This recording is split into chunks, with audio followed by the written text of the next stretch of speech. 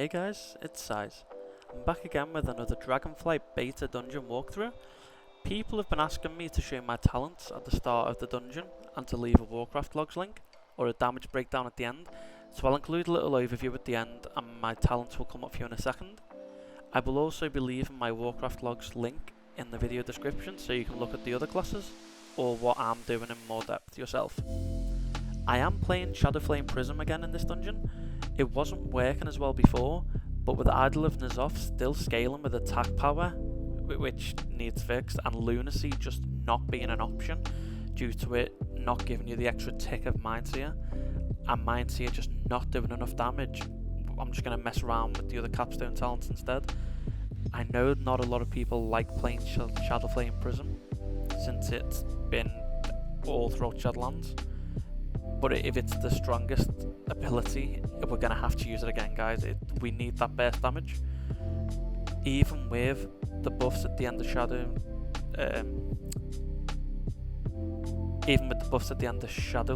coming into Dragonflight with Mindseer, it's not doing the damage that you need in burst AoE situations. You're better off just casting Mind Blast or focusing on your Shadow Word Deaths with Psychic Link. It does a lot more damage than a whole cast of Mindseer is going to do, even scaling up to 8 or 10 targets.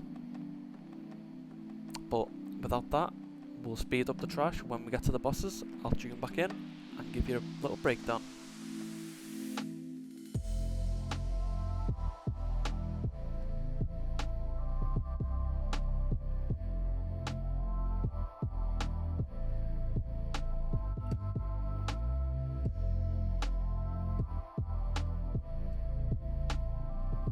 So we're coming up to the first boss of the dungeon here, Magmatusk. Pretty flashy boss, a lot of fire, and the abilities are going to be pretty much what you can expect from a boss covered in lava. The boss has an energy bar, and when it reaches full energy, he'll mutate, triggering fire AoE for 5 seconds per stack, and the stacks are based on the amount of tentacles he has active up on his back at one time. He will also cast Magma Lob, which you've just seen. It's the tentacles on his back launching lava at player locations, and it will spread into a 4-yard circle. This is a magma wave coming out of the boss. You can expect this every time he charges, and then with the blazing charge, he'll just charge forward, knocking back players, and when he charges into the wall, he'll take increased damage for a short period of time.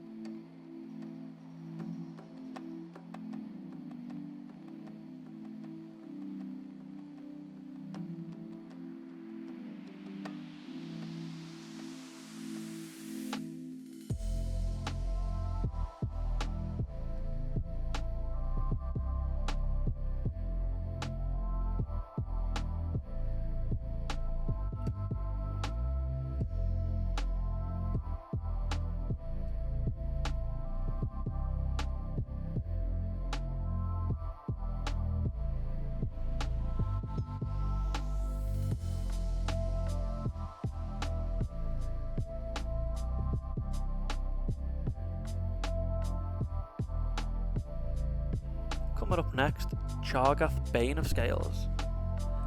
The boss will first hurl a spear at a random player and it'll apply grounding chain to them. If this player takes the chain through another player, that player will get stunned for 2 seconds. But if the chain is taken through Chargath, or the player runs it out and the boss runs through it, it will break and it'll stun the boss for 4 seconds and dealing damage. Chargath also casts Blade Lock when reaching 100 energy. He'll fixate on the tank, and while it's active, hitting the tank, it'll inflict AoE damage every second to the group. If you interrupt this ability with the chain, he'll take 75% increased damage for 14 seconds. So you might want to hold your big damage cooldowns for this stun and this 75% damage increase. It'll be super worth it.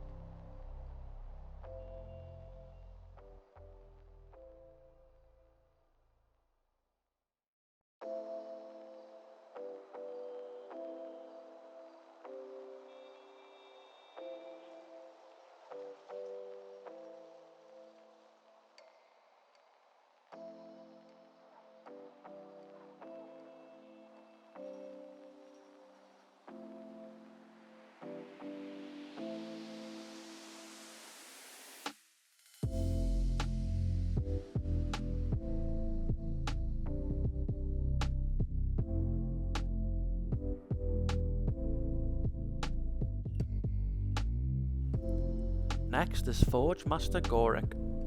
The Forgemaster casts ability Might of the Forge. He will leap to his anvil at the start of the fight and start forging a shield. Each strike of the anvil will do AoE damage to the group, and when he's finished completing the shield, he'll throw at a player. He'll hit 4 players with the blazing eruptions, which travel outwards in a 3-yard impact zone. When he throws his hammer into the forge, it'll do a bit of AoE fire damage. As long as you're out of melee range, you should be okay. So melee might want to take a second before running back in to hit the boss. He'll also cast Heated Swings, which is on the tank. It'll knock the tank away, and then he'll jump to the tank, doing AoE damage 8 yards around himself.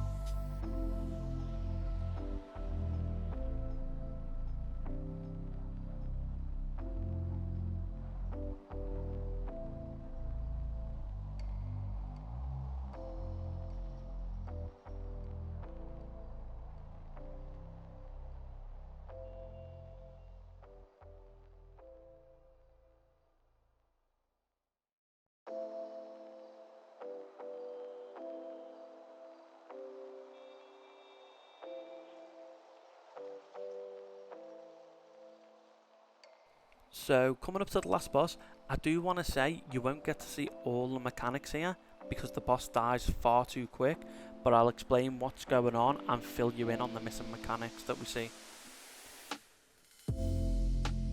So during the fight, the boss will cast Magma Shield. It'll be a massive shield which absorbs a lot of damage. On heroic, the shield's 700k, and while the shield is active, it'll trigger AoE damage every 3 seconds for 45 seconds, scaling by 50% increase each time it's cast. You can collect items around the room from the gold piles that will do extra damage and help you break the shield. It's coming up after this dragon's kill. So when you go into the gold pile and pick up an item, you can interact with it, hit the boss with it, and it should break the shield.